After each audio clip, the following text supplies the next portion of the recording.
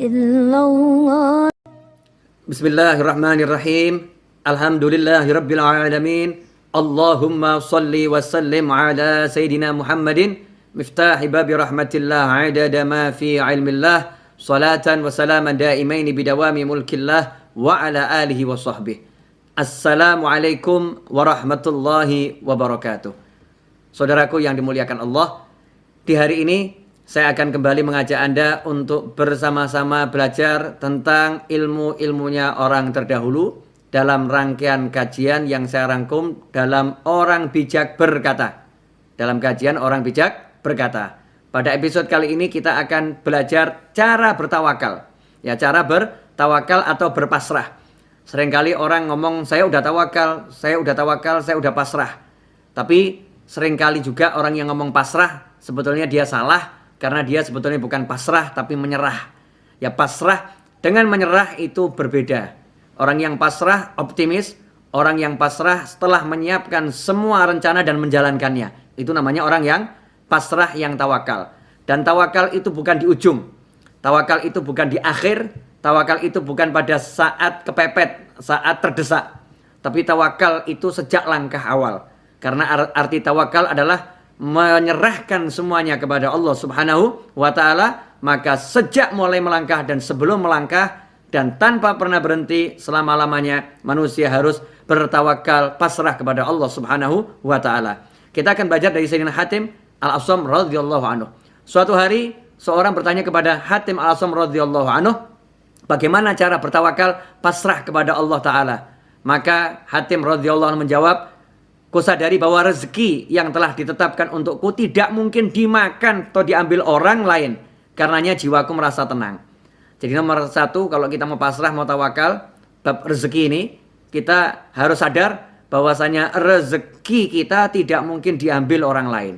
Semua udah ada jatahnya sendiri-sendiri, bagiannya sendiri-sendiri, catatannya sendiri-sendiri. Rezeki kita akan jadi milik kita, nggak mungkin jadi milik orang lain. Rezeki orang lain nggak mungkin jadi milik kita, akan tetap jadi miliknya. Nah, kalau udah tahu seperti itu, kata Hatim Al-Asam radhiyallahu anhu, maka hati akan tenang.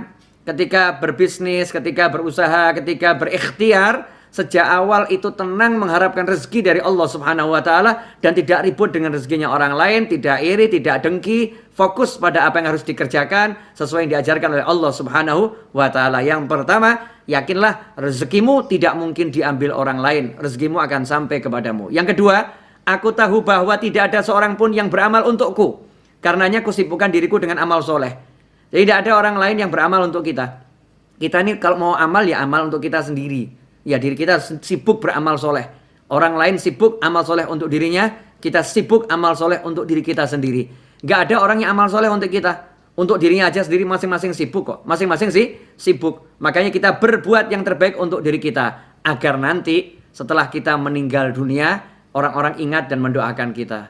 Ya, saat nanti kita meninggal dunia toh, kalau nggak ada mendoakan kita udah punya amal yang banyak, amal yang cukup, karena belum tentu anak keturunan mau mendoakan, belum tentu teman ingat, belum tentu ada yang mau, ya, belum tentu ada yang mau mengirimkan pahala amal solehnya untuk kita. Maka selagi kita hidup, ya kita berbuat yang terbaik untuk diri kita, amal soleh sebanyak mungkin.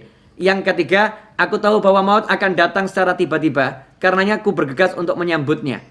Jadi maut itu mati, nggak nunggu penyakit. Mau sakit, mau sehat, ya bahkan masih dalam kandungan, ya bahkan bayi yang lahir sehat sekalipun, kalau udah namanya mati itu datang, tidak bisa ditolak. Karena mati datangnya itu secara tiba-tiba, maka kata Hatim Al-Asam, saya nggak nunggu alasan, nggak nunggu sakit, nggak nunggu apalagi terancam nyawa.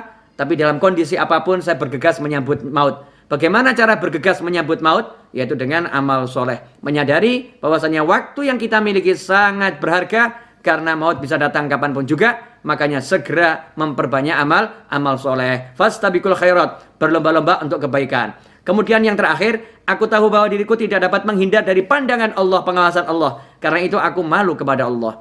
Kata Hatim, karena saya tahu dimanapun berada dan kapanpun saya selalu dilihat sama Allah Subhanahu wa ta'ala. Selalu diawasi sama Allah ta'ala. Karena jadi malu. Ya, malu sehingga nggak perlu ngurus orang lain. Maksudnya nggak sibuk ngomongin orang lain, nggak sibuk teliti aib orang lain, tidak sibuk cari cacat orang lain, sibuk melihat dirinya yang diawasi oleh Allah Subhanahu wa taala. Anehlah kita ini, wong kita diawasi Allah kok kita sibuk ngawasin orang lain. Kita dinilai oleh Allah kok kita sibuk nilai orang lain. Ikhwani rahimakumullah. Kalau semua yang disebutkan Hatim Al-Asam radhiyallahu anhu tadi kita jalankan, maka hidup kita akan tawakal, pasrah, tenang. Maut mau datang kapanpun kita udah siap. Gak ada orang yang kirim pahala, gak ada yang amal soleh untuk kita udah siap amal soleh.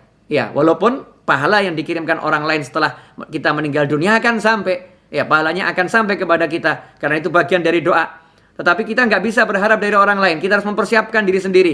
Sehingga ketika kita berusaha dalam mencari nafkah, kita nggak bingung. Rezeki itu udah diatur sama Allah. Nggak mungkin diambil orang lain.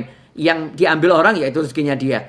Yang sampai kepada kita, itu rezeki kita. Tentang amal soleh sebanyaknya. Karena kita harus amal soleh untuk diri kita sendiri terlebih dahulu. Kemudian yang ketiga, ya untuk masalah maut, kita harus ingat. Maut itu bisa datang kapanpun juga. Makanya kita tidak menyia-nyiakan waktu. Yang terakhir, Allah selalu melihat kita. Maka jangan sibuk melihat orang lain. Sibuklah merasa diawasi oleh Allah Subhanahu wa ta'ala. Sehingga kita jadi manusia yang sibuk meneliti kekurangan kita dan memperbaikinya. Semoga yang sedikit ini manfaat dan barokah.